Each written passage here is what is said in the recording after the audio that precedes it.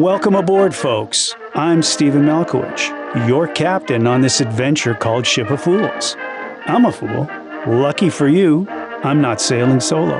Join me and a boatload of people, all just trying to make sense of this crazy world. It's a fabulous mess, and you're invited. John, thank you for coming. Happy to be here. This is I'd say it's an honor for me. It is. Okay. I'll take that. You gotta take it. John Cody, who has written a book. Do you say you co-authored it, or you like? How do you? It's Mark Volman, Happy Forever. Right. I can show it up here on the camera.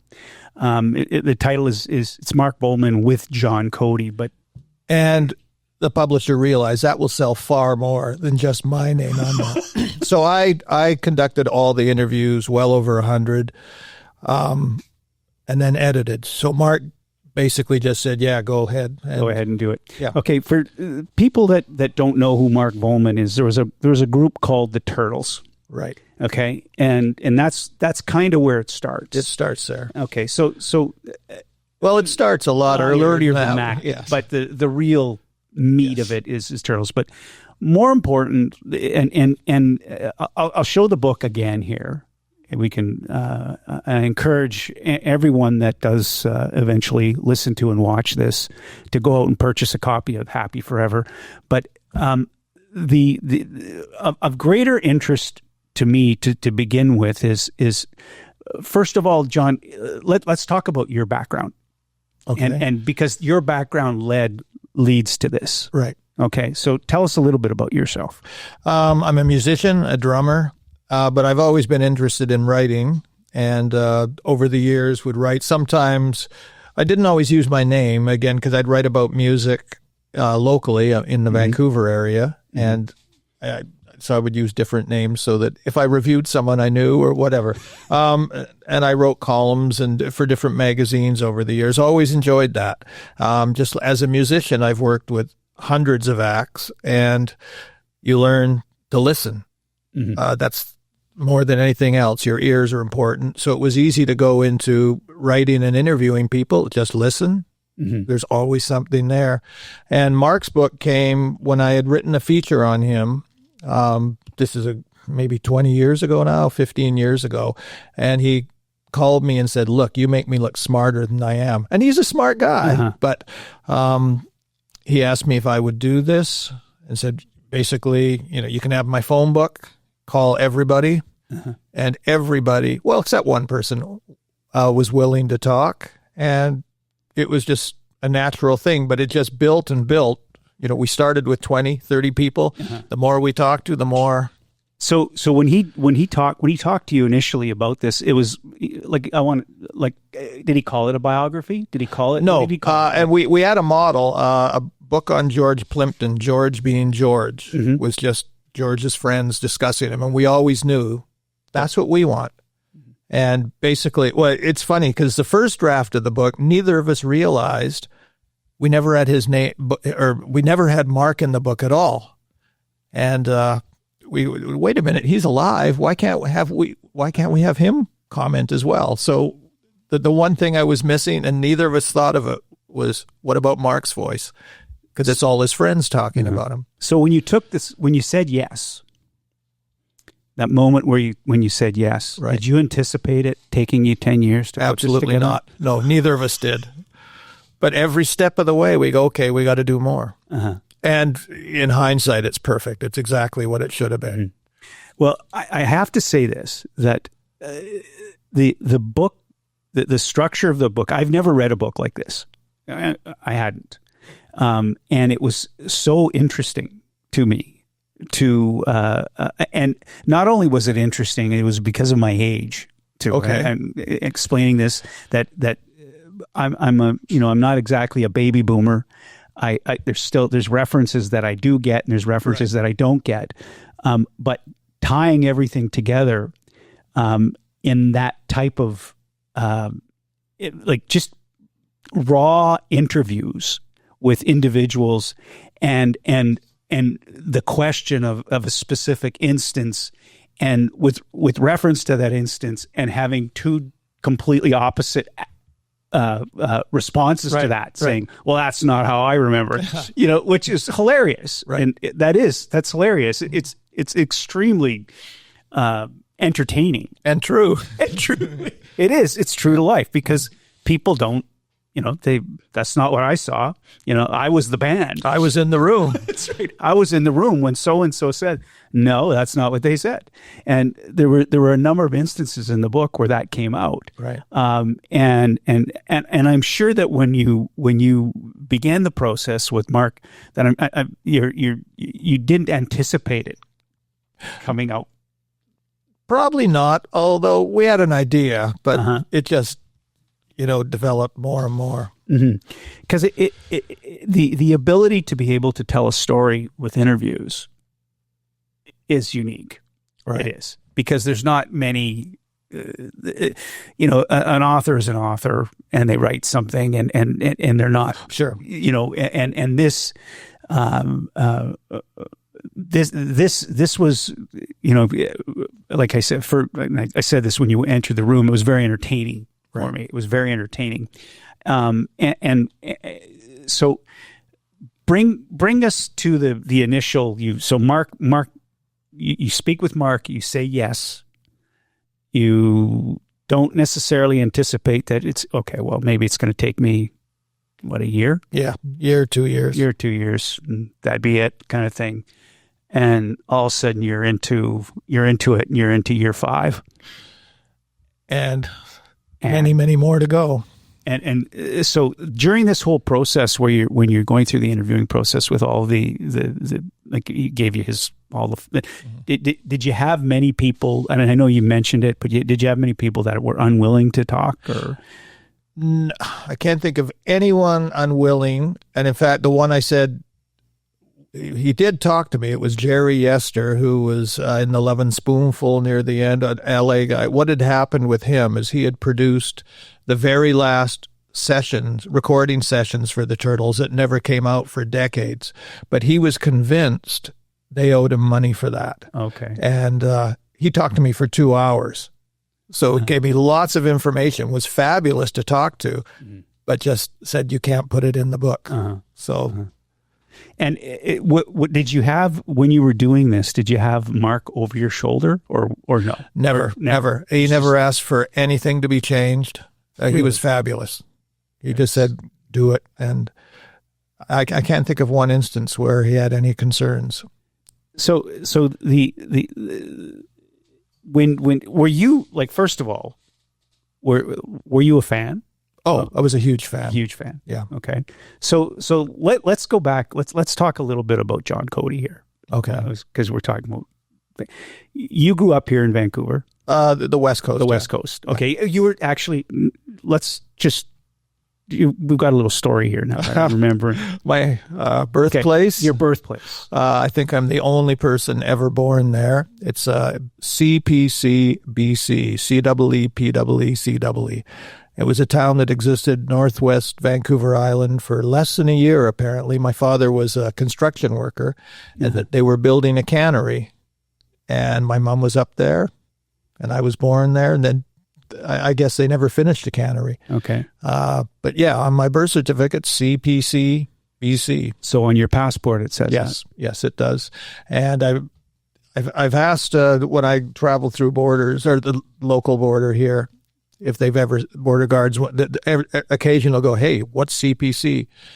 And I've said, have you ever seen anyone else come through? And they all said no, except one said, yes, I have. Yes, I have. And oh, it was you. So as far as I know, I'm the only person ever born there. That's wild. That's wild. So so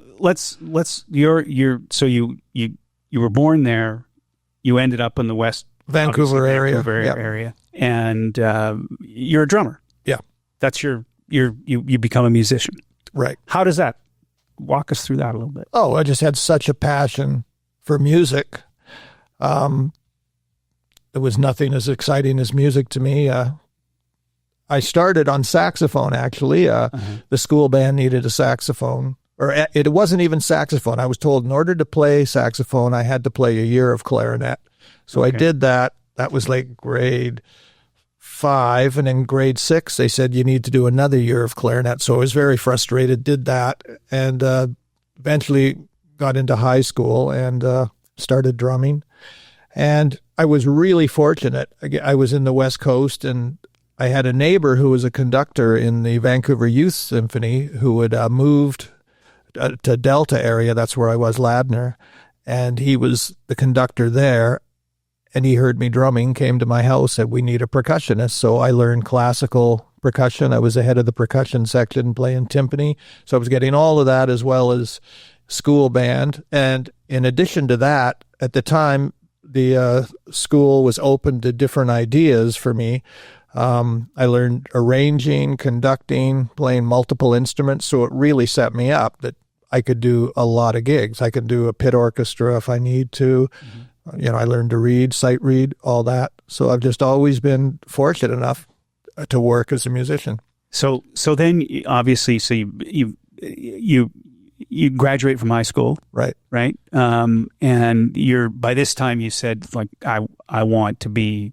Are you saying I want to be a drummer? Oh, absolutely. And this rock thing is really work, or it was everything. It was jazz. Back then, I had an attitude. It was more jazz. It's more jazz. Okay.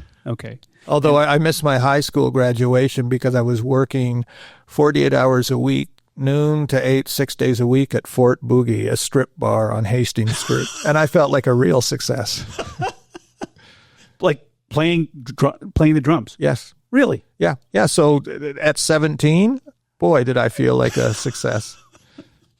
So Fort Boogie. 48 hours a week, $100 a week. Wow.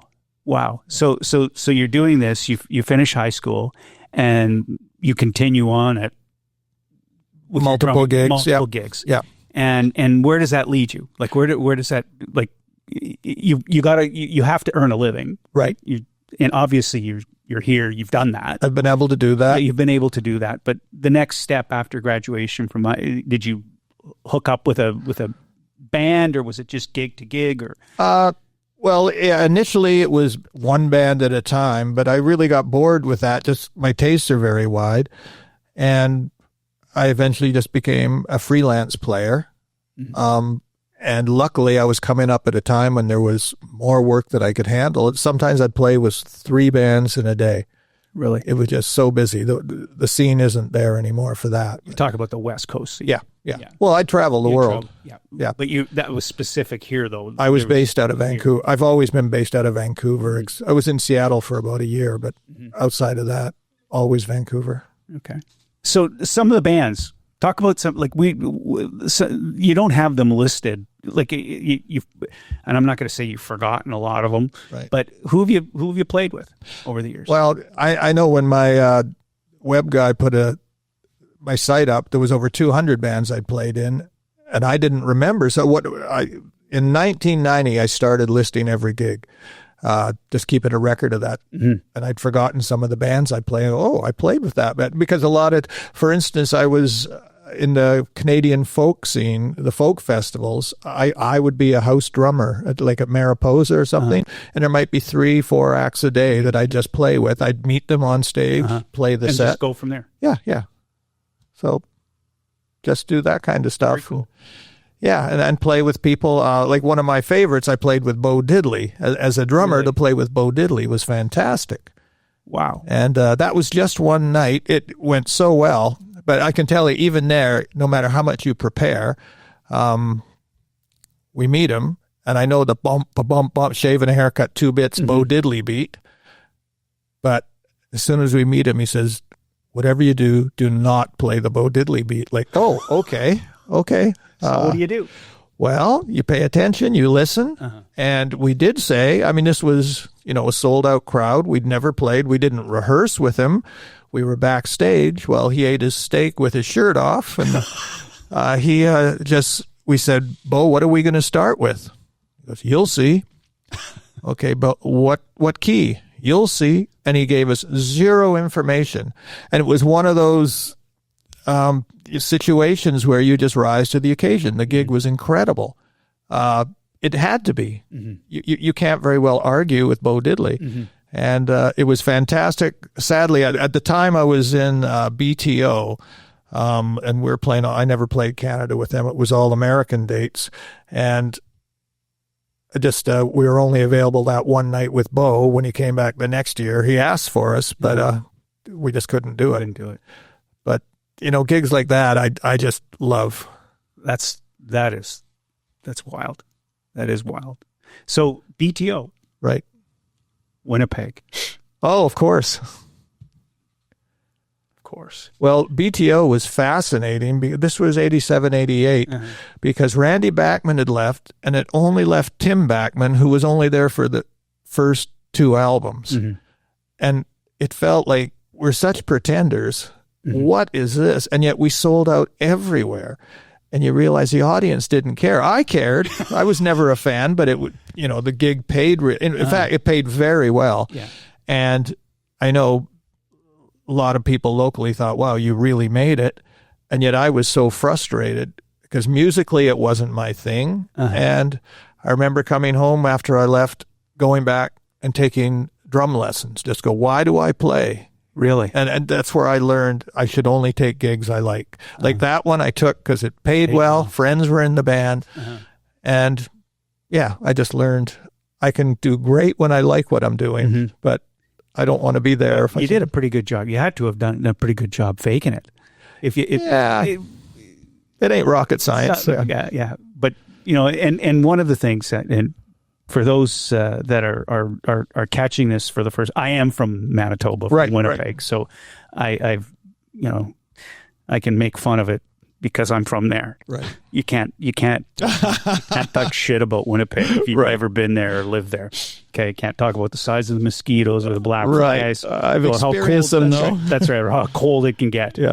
You don't understand cold, and you don't understand why it says friendly on the license plate, because everybody has to be friendly. Oh, you need to be reminded. That's right. You have to be reminded, and you have to know what a water main break is like in January, and everything freezes over. But Winnipeg has a huge musical history. Like humongous. Yeah. I can refer to it in this because it was kind of like sort of like the Chicago of the North. Yeah. Back in the day, had a ballet. We had a symphony. Right. We had live theater, which I saw Liberace as a kid. Drive out on a Rolls Royce to the stage. Yep. I was fortunate in that my mother would take me to a lot of these things and would just. I took guitar and piano lessons. Okay. Anything that required any thought or work, and you have to be passionate about it. So when you're taking piano lessons and your mother has to use the timer on the stove to make sure that you practice for about 30 minutes, and I would run into the kitchen and turn it up thinking she didn't know I was doing right. But out of our family, the three of us, my middle sister is the one that stuck with piano, and actually ended up touring around the world.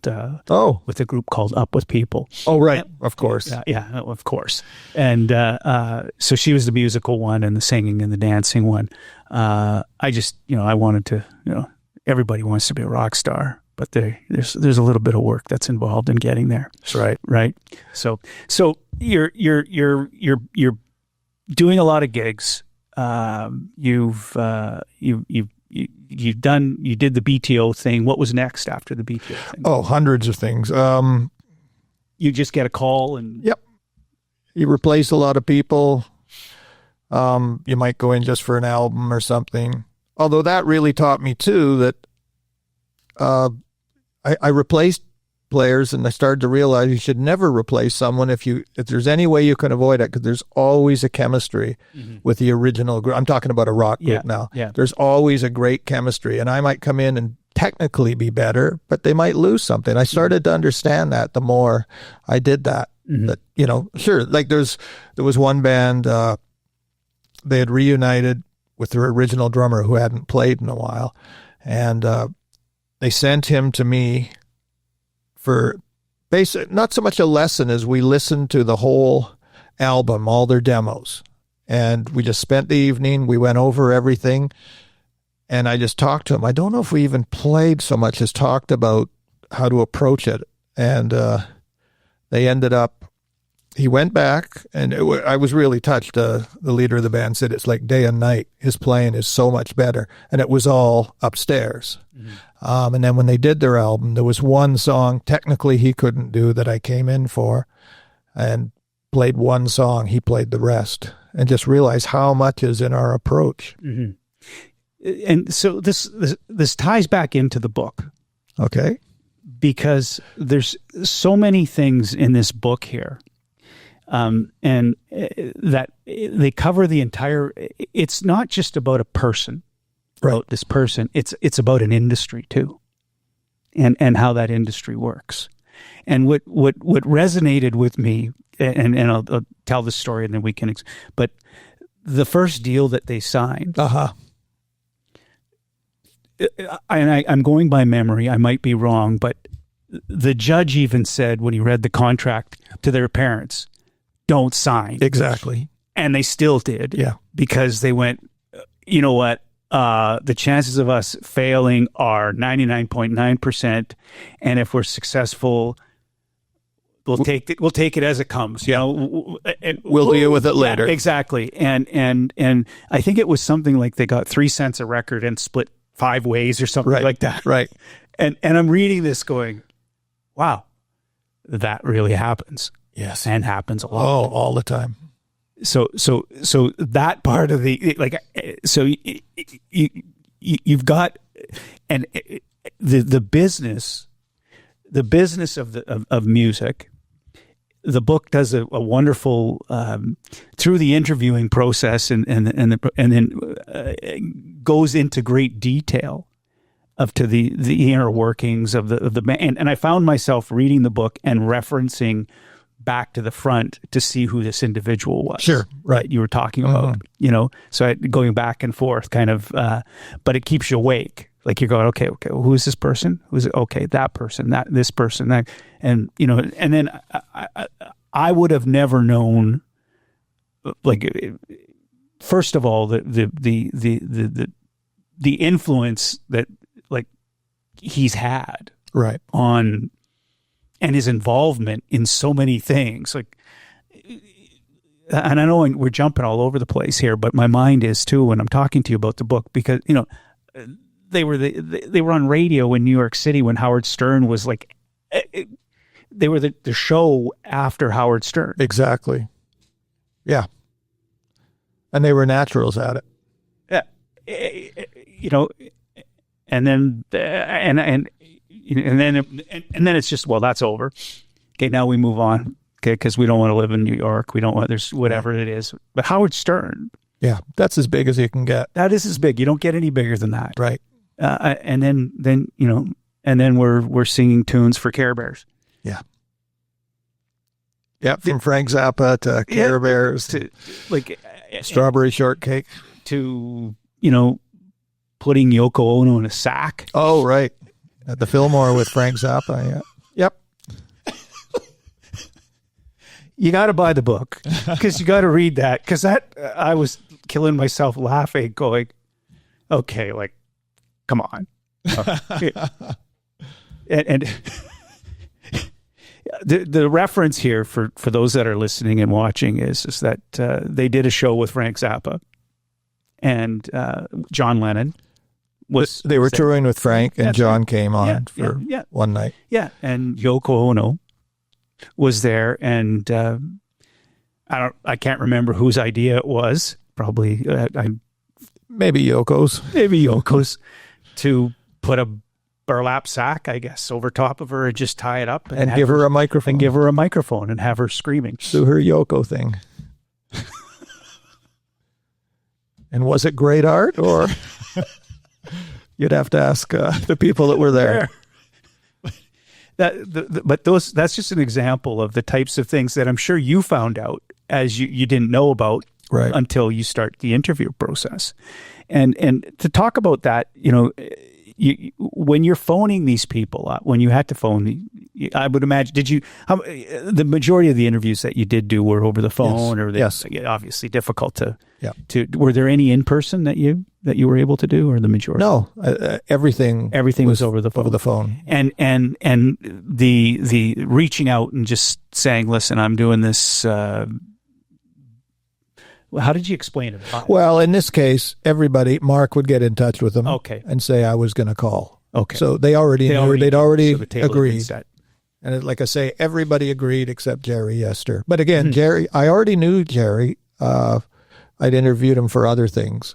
So he was happy to talk to me, just not in the book. Are there like what and how did you when you launched the book? What was the reception?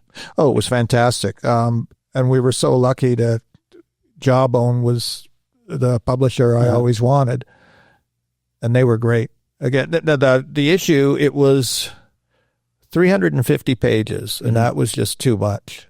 Wait a minute, how many pages is this now? Close. Do we have? Oh yeah, no, it was 450 pages. Sorry, so you scaled that. Yes, and we dropped 100 pages, and even there with Jawbone, they were great. They let me edit for the most part. Like there was, I pulled 100 pages out, and it was a stronger book for it. So again, Jawbone were fantastic to work with. So each one of these interviews that you did, you had to, like obviously you were recording them, transcribing, and then transcribe them. Did you do that all yourself? I had transcribers, but holy cow, you just still have to repair. Yeah. They don't know the names. It's nuanced. Yeah, exactly. Things are nuanced. They're always nuanced. So it was an enormous amount of work, but needed to be done. And so then when you were done, when you had the things, and then you had decided, after Mark had seen it, and then you decided, well, you know what, Mark should be making comments on this. Right. And that process, that's a process too. I just interviewed Mark. It was great. We just, here's where we need your voice. And he just comment. So back to your career. Okay.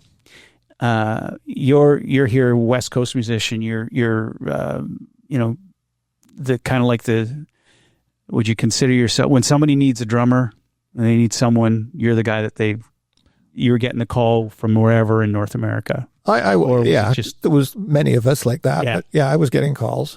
Yeah. So was it largely touring, or was it session? Was it more sessions? It's everything, but yeah, there was both. So but you never had to go out and say, I'm looking for work. There was always work. There was always work. There's always work. And again, we're talking about another era. It's not like that now at all. And I'm happy now. I've got a couple of main gigs, and that's exactly how I like it. Yeah. So saying that though, what we can get to, what does the future hold for, like, this is a story. Right. Okay. And there's a lot of entertainers that have that story. In today's day and age, is that story or that journey, your journey, Mark Volman, the Turtles type of journey, is that even plausible? No, not at all. Not at all. It's a completely different world. Completely.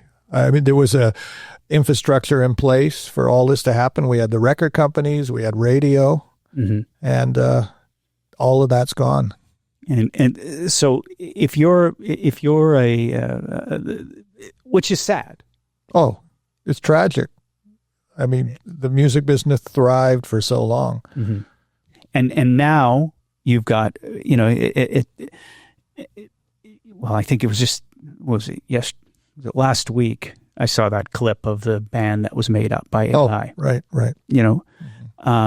And before we came here today, I was watching a fellow that was doing a TED Talk on how he's a computer scientist and a mathematician, on how they are able to disseminate AI versus something that's real. Right. And the process that they go through, because you start thinking about the ramifications of all the stuff that we're playing around with here, and some pretty bad stuff can happen getting in the wrong hands.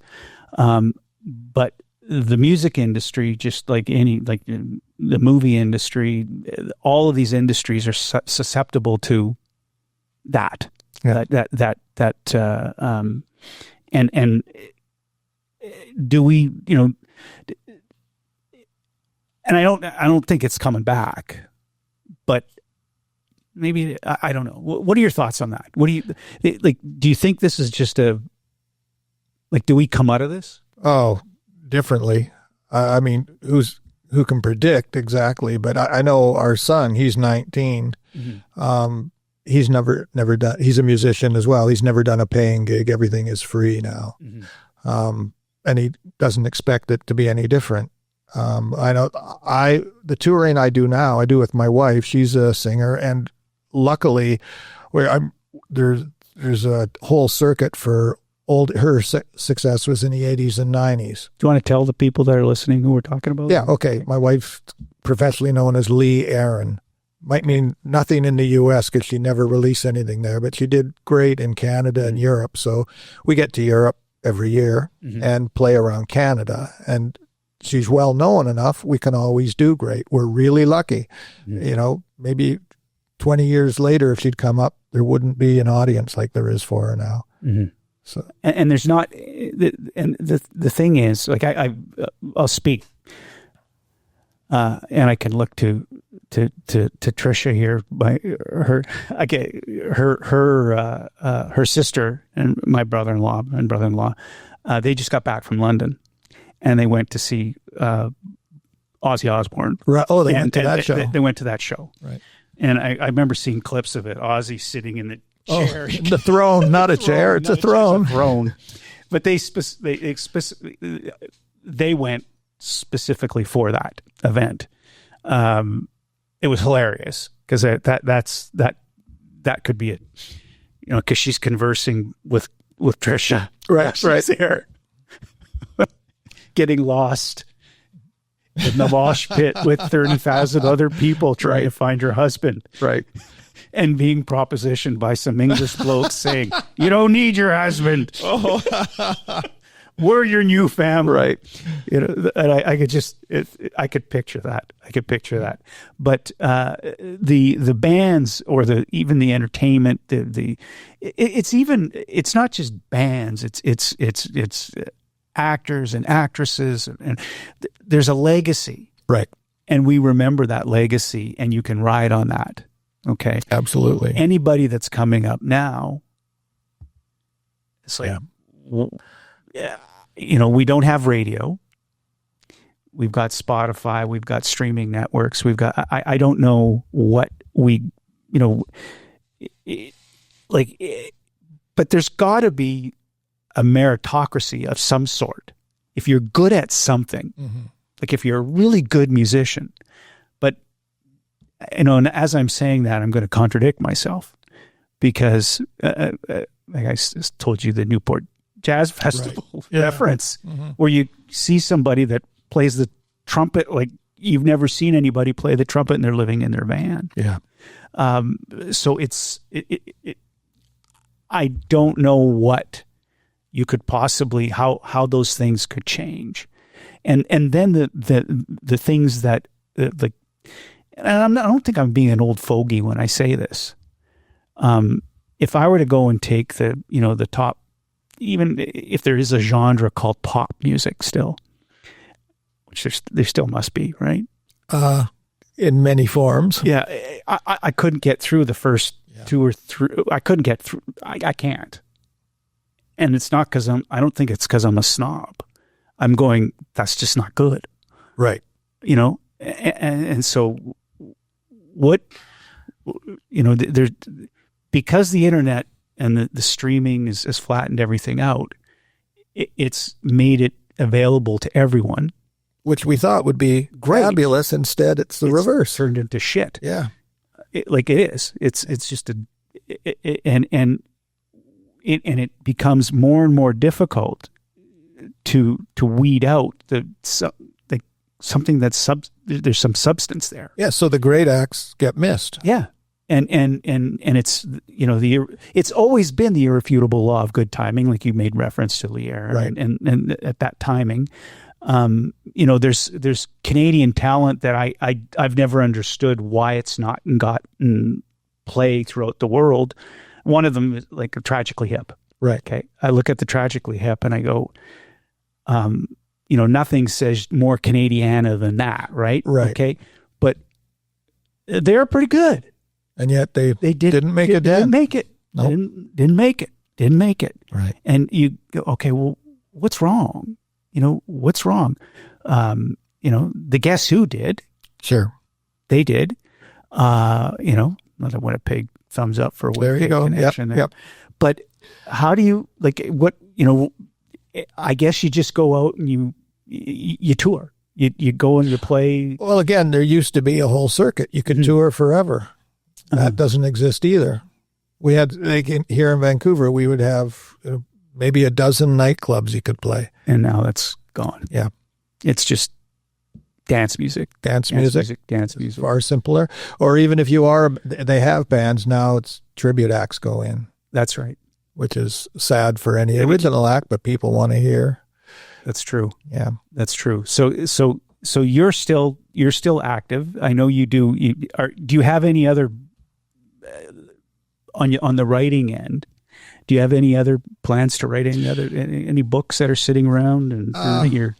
I'm thinking about it. What happened? I have a massive music collection and spent the last couple of years building a new music room. Tell us about your music collection. It's large. How large? Well, it was 200,000 items, records, CDs, DVDs. I've cut way, way back, partially because the room I was going to build, the city wouldn't allow a basement, so I lost half the room. So maybe 100,000 items now. And I've always been a fan, always collected. And then back in the 90s, a few radio stations, when they moved to CDs, I bought the Seafox Library. I bought theirs. And then Jack Cullen was a famous DJ in the 40s and 50s, 60s in Vancouver. I got his collection. And then people realized I was doing that, and other stations gave me their collections. So massive vinyl. Mm-hmm. And yeah. So anyway. So how often do you go down and look at all the... I just file it. I'm a librarian at heart. You're a librarian. So I don't know where everything is? Yeah, for the most part. Yeah. That's a lost art too, album covers. Yeah. Oh, geez. I know. The aesthetics. 12 by 12 inch. Yeah. That's that. Where did all those people go? I know. I've talked to Henry Diltz, a famous photographer, did lots of Doors albums, America, all sorts, but he just, how that crushed him when vinyl went. What are you going to do in that little square on a CD? Yeah. I had a friend from Montreal that had a recording studio, like a big recording studio. And I remember him telling me when the internet took off and everything, he just crushed him. Yeah. Just absolutely killed him. Yeah. And he had to reinvent himself. Oh, most of the studios are gone. Yeah. You don't need to do what we're doing right now. 25 years ago, you actually had to have the equipment that was required. Right. There was a barrier to entry. Now the barrier to entry for virtually anything, it's all it is the will, right? Yeah. If you want to, is the will. Now, so you talked that you said that you were thinking about another. Well, yeah. Are you still thinking, or I'm still thinking. You don't want to discuss that? Well, unfortunately, the acts I really like would never sell. It's got to work where people want to. So there's a few I'd love to write about, but I know it wouldn't be worth my time at all. I'd be such a small audience. Can you give us an example? Oh, sure. There's someone I touched on in my book, and I interviewed all 4 members, was the Modern Folk Quartet, who whenever I interviewed people from LA, they'd say, that's the missing link. That's the band we all love, like Stephen Stills from Buffalo Springfield, the Turtles. They just said, we'd go watch them and be dumbfounded. They were so good. Mm-hmm. And so I interviewed all four are still alive, and I did extensive interviews with them. And then there's a tiny partial chapter talking about them in my book because they, in fact, Chip Douglas produced or arranged Happy Together and then did an album, Battle of the Bands, with them. So they were totally part of the LA scene. And I just think it's incredible, their stories, but nobody else is going to care that much. Yeah. Or even Ron Dante, who is now singing with Mark Volman, Howard Kalin were the two front guys in the Turtles. Howard retired and Ron came in to replace him for the live shows on the Happy Together tour. And he said, maybe you can write my book. And he'd been the voice of the Archies. But he had a great background. He started as a kid at the Brill Building in New York City. Then he got involved in theater. His neighbor was George Plimpton, and on a bet that he lost, he had to edit the Paris Review for 5 years. So these are great stories, but it's not going to sell. So those are two I do if there were an audience. If there was an audience. But I can't see it. And then there's West Coast bands that I grew up with that no one's ever really written about that. But again, no audience. We forget, though. The thing is that the West Coast bands we forget about. Right. That I know. Okay. You start, 54, 40, you start talking about those, there's a lot of bands that came out of the West Coast here. Right. And if you asked any 20 or 25-year-old, they never heard of them. They just, there used to be that scene and it's gone away. Yeah. And never to return. Maybe not. Those bands are out there, but on the oldie circuit. I know on the oldie circuit. Yeah. But even that the genesis or the how does that just happened? It just happened, and that's not something that you can necessarily make happen. Right. I don't believe. I don't know. Like you were talking about sort of going back to the bands that you played in, and if you would go in to replace somebody, maybe you were technically more sound or whatever it might be, but there was some sort of chemistry, intangible, exactly that just works. Yeah, and the timing, everything has to kind of fit together, and you can't make it happen. I know that even in my my background in the newspaper business, I couldn't make it happen. I didn't have a map. Right. Oh, this is what I'm going to do next. I'm going to do that. It just happened. Right. Opportunities arise. You meet somebody. You go and you have a chat. And next thing you know, you're doing this. And hence the idea of doing this podcast was that talking about something for a number of years and then finally doing it and saying, listen, you know what? More along the lines of, it is Ship of Fools, but it's more like where wit meets wisdom, and which is Ship of Fools is a great movie. You've seen absolutely, it. It's a fantastic movie. And that was the impetus of this discussion, because there's a lot of people out there that have a story to tell. And I don't, and to get through the clutter, is very difficult. Now, back to the book here with like Happy Forever. For instance, I didn't know the Turtles were on Ed Sullivan. Okay. 3 times or 2 times? At least twice. At least twice. Yeah. That's a big deal. Oh, that was the biggest deal back then. That was it. You can't make that stuff up. Right. So the I guess the equivalent of that that notoriety will never ever. Overnight, you became a star. You became a star. Yeah. All of a sudden, and the whole family saw it. Yeah. Yeah, and to live, and there's so many parts to this book too that just like the animation part, getting involved in the cartoons and becoming a professor, and being in Nashville, like just what a life. Oh, an incredible life! Like so many chapters. Exactly. There is. It's just and. You start, and then like as I'm sitting here talking to you, I'm looking and or I'm thinking in my head. I'm thinking about how you would I guess that would be the only way that if you didn't do it in that format, that would end up being about a 1,200 page book. Yes. Right. Because you start, and I'm sure that there were things that he'd forgotten. Oh, of course. A lot of them, I'm sure. Yeah. You'll have a whole section on drugs in here. Yes. Which is quite humorous too.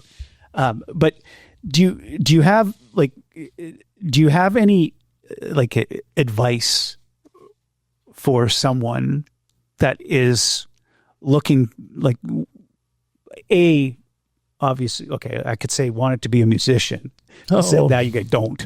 Yes, exactly. B, that would for aspiring writers or biographers, it just came to you, but you've written before, right? You were writing a column, you took an interest in that kind of thing, right? What would you say to there's got to be some young people out there that would be interested in following that path? What would your advice be? Well, write what you love, or if you're playing, as I mentioned just a few minutes ago, make sure there's an audience for it. Either make the story interesting enough, like with Mark's book, the target audience in large part was people that had never heard of him. This wasn't supposed to just be for musos. Hopefully they'd like it. But all along it was, what if you've never heard of this guy? Are you going to turn a page and get as wide an audience? From a publishing perspective, has the book been successful? It sold out, yeah. It sold out. Yeah.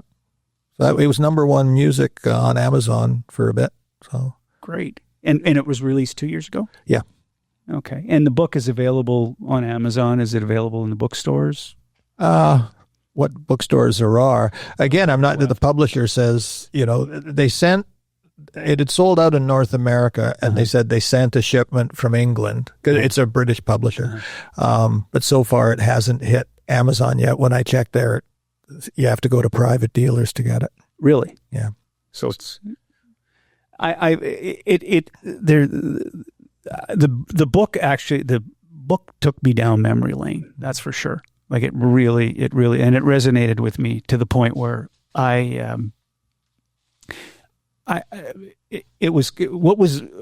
what was going to be of greater interest to me was your record collection. Right. That's what and we just talked a little bit about that and how you came about that. But after I read the book, and as I said, I started a lot of books and I don't finish many of them but this one was captivating in that I was, I kept on reading and well, that's odd. And there was so many things, so many parts that came together to make this or to I guess to create the story of his life. And he must admit that he could have never done this without you. Yeah, but that going into it, we knew that. Yeah. And that was fine. Yeah. That was all, agreed upon. Mm-hmm. But that was fabulous for me. I didn't have him looking over my shoulder ever. Mm-hmm. And does he? Then they're still touring. Yeah, he's had some issues with Lewy body dementia for over 2 years now. So he's been doing incredibly well considering. But it's still, he's been on the tour, but doesn't go out every night. And how old would he be now? He'd be 47. Born in 47, 77. 77 years old. Yeah. And still out there. Yeah. Still out there trying. It's close to the end now, but he's done remarkably well. Before this, he had cancer and lost his speaking voice for a while and managed to get through that. And then he had hip replacements and ended up on Dancing with the Stars or whatever that show's called. So your and let's get back to your influences here too, and we can sort of end on that note. Here in growing up on the West Coast, being a drummer, seeing what decade are we talking about here? Years 70s, early 70s, early 70s. Yeah. So and there was a scene. There was a real scene. There was a real scene because I came out here in I had an aunt that lived in Vancouver, and she took me to my first rock concert, and it was to see Santana. Oh, nice. That's a good start. At the Peony. Okay. The Pacific Coliseum. Right. And I trying to remember how old I was. What year would that be? It had to have been like 1975.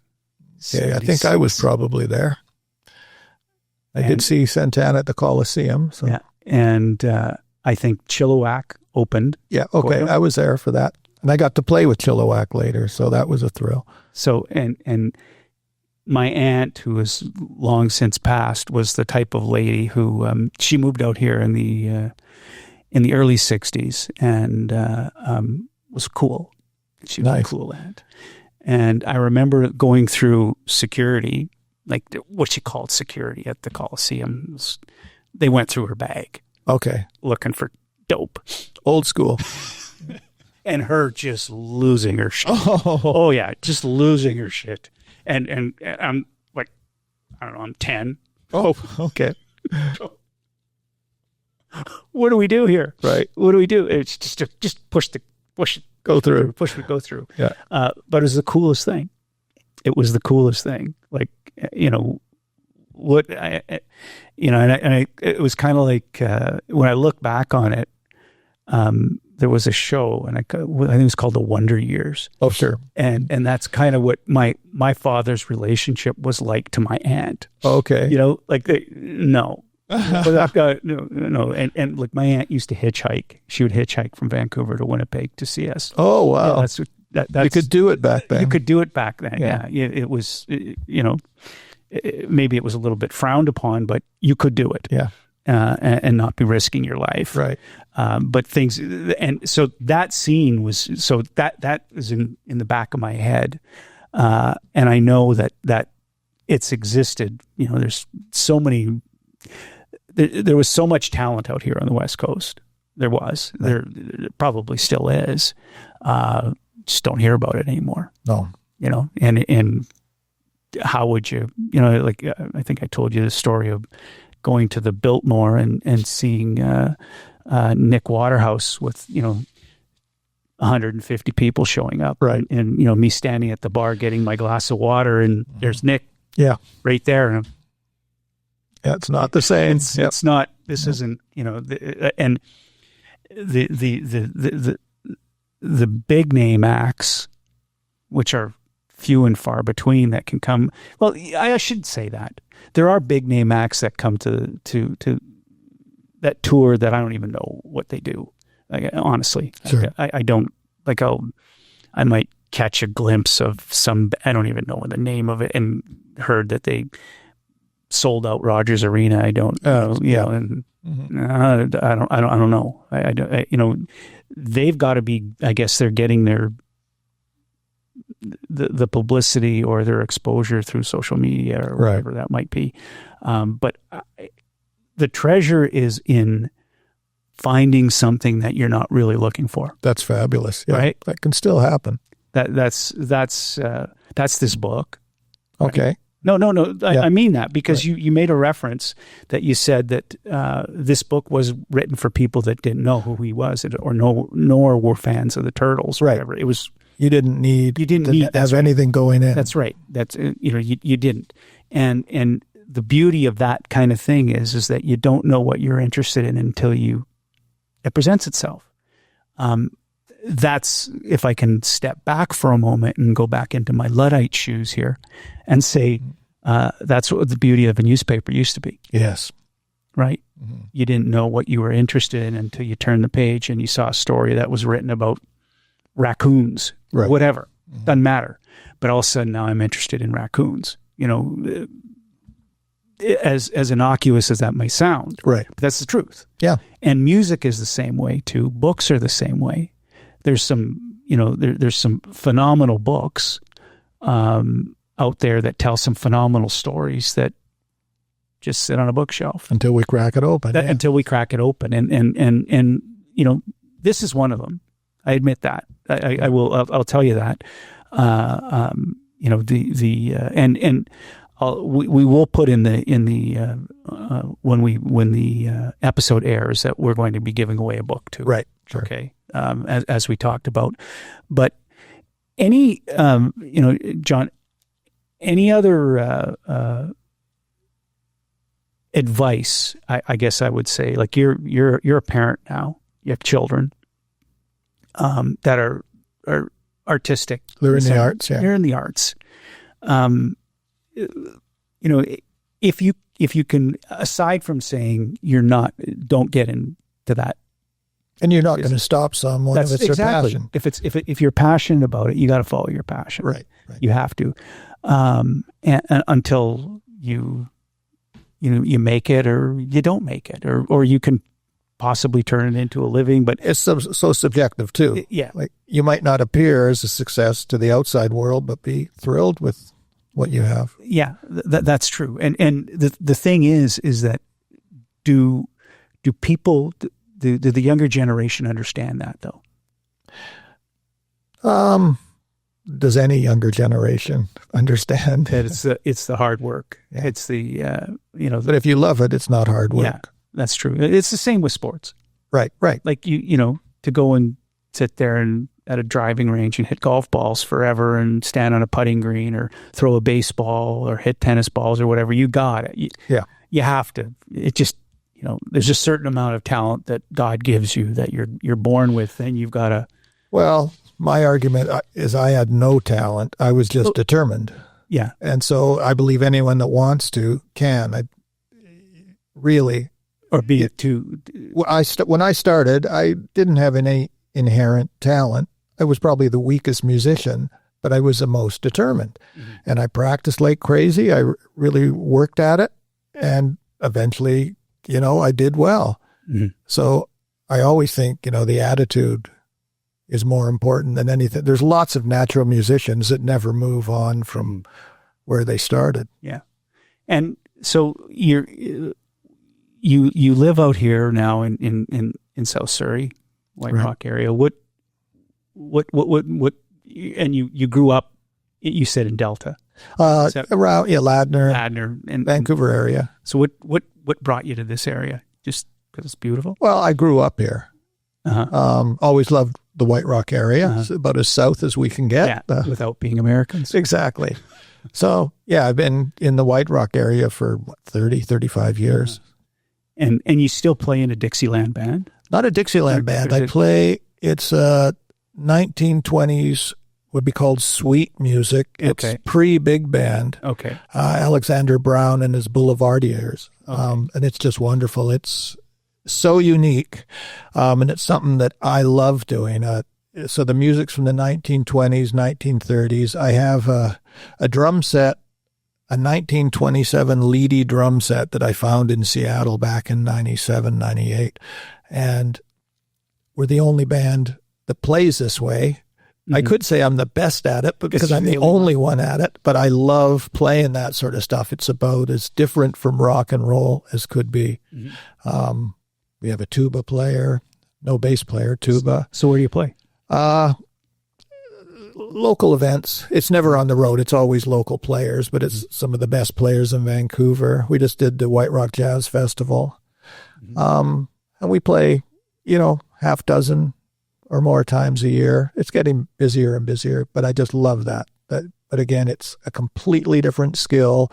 When I go out with my wife as Lee Aaron, we either do Lee Aaron the Rock Show, which is really intense and wonderful, or she still does. She put out a few jazz albums 20 years ago, and we'll do private functions doing that as well. So it's a totally different part of your skill set.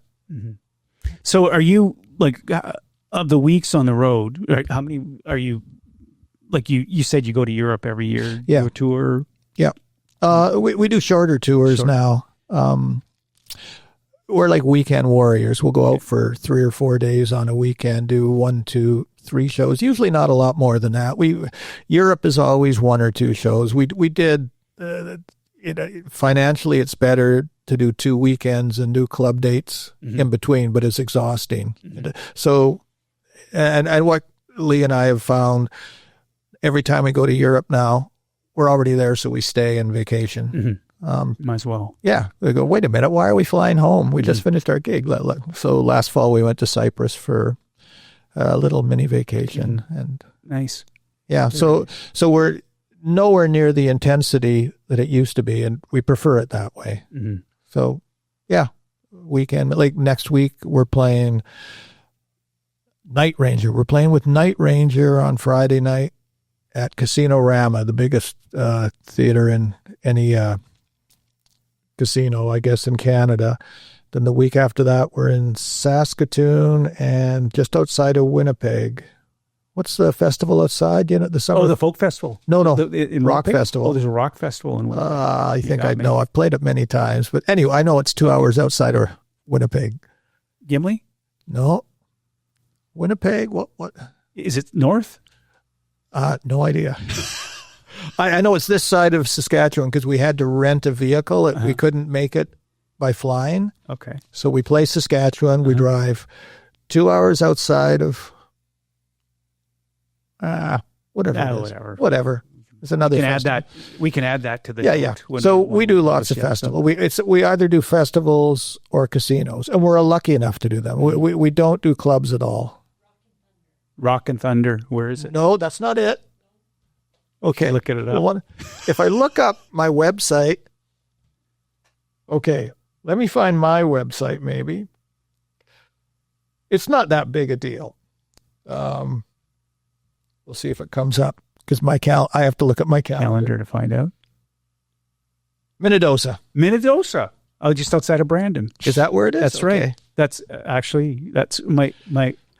my sister and brother-in-law have a cabin. Okay. In Minnedosa. Okay. Well, in Minnedosa, we're playing with Loverboy and Street Harp, both bands I've drummed for. I've played with them the last 3 years. There's been a benefit we've done in Vancouver, and I got to drum with Loverboy, Chilliwack, Nick Gilder, so many, Street Heart, Prism. Well, I was with Prism for 3 years back in the day. So it's so much fun to play with all these bands. Well, it's so cool that you get to continue on with something. Like it's like the seed was planted and it just continues to grow. Whereas back to the discussion we're talking about, where do you even plant the seed now? No, yeah.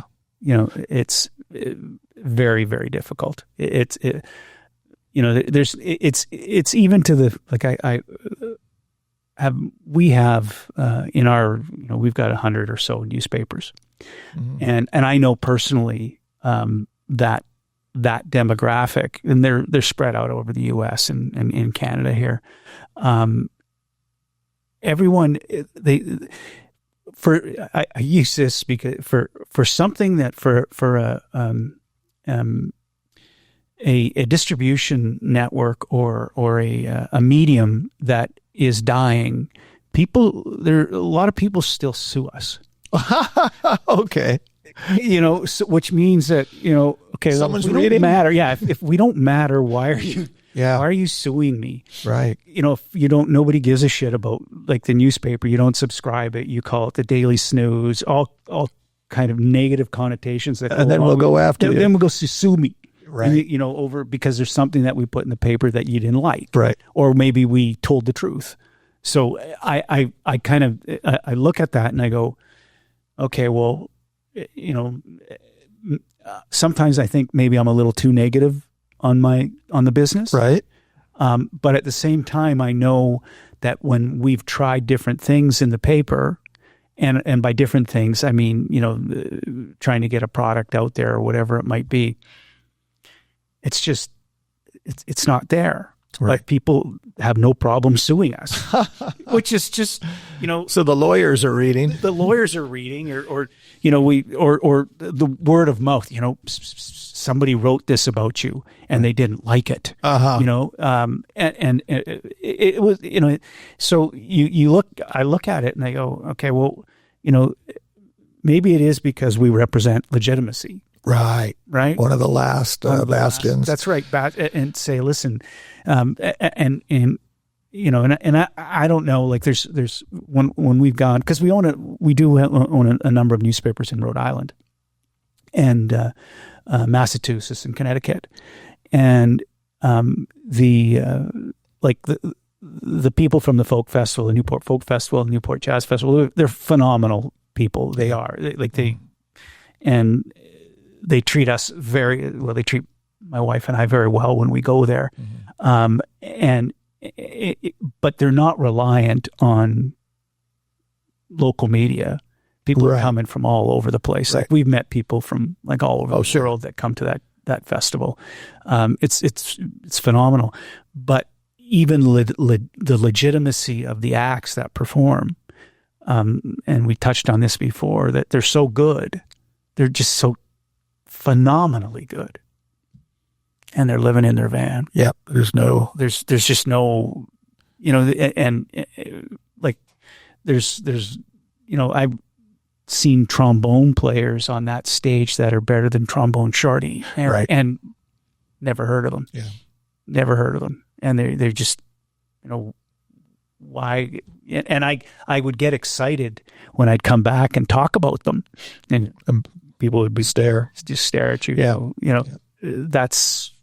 I guess that's where we are. But I do think, though, that and what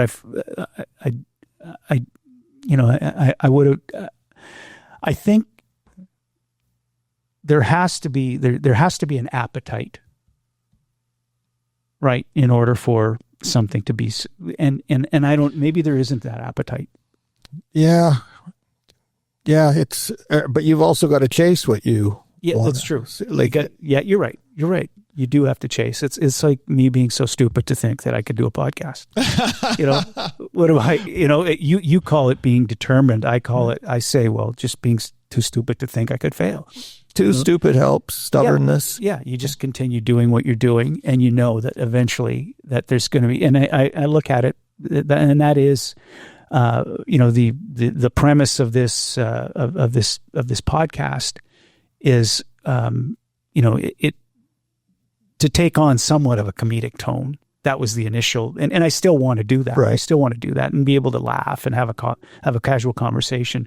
But there's so many stories that need to be told, or that should be told, and I find, and the parts that I remember of the book here were funny. Yes, they were funny.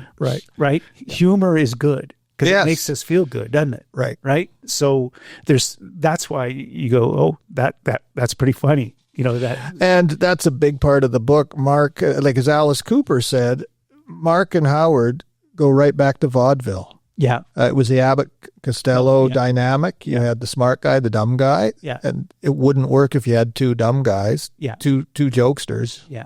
And that's what I always appreciated about, they were known as Flo and Eddie. Yeah. I mean, and that's partially because those contracts they signed so early, the record company owned their names, so they couldn't sing as themselves. So that's how crazy the legal machinations got. But yeah, you could see everything they did went right back to vaudeville. Uh-huh. And I know when I mentioned that to Alice Cooper, he got very excited. And exactly, are they like the last vaudeville act? Yeah. And you've got the last section of the book is vaudeville. Right. That's right. That's right. So anyway, listen, John, I thank you so much for coming. I really appreciate it. And I encourage, the book is available on Amazon. Amazon, you can get it through Amazon. Yep. It's called Happy Forever. Mark Volman with John Cody. John Cody is the one that put the interviews, did all of the interviews.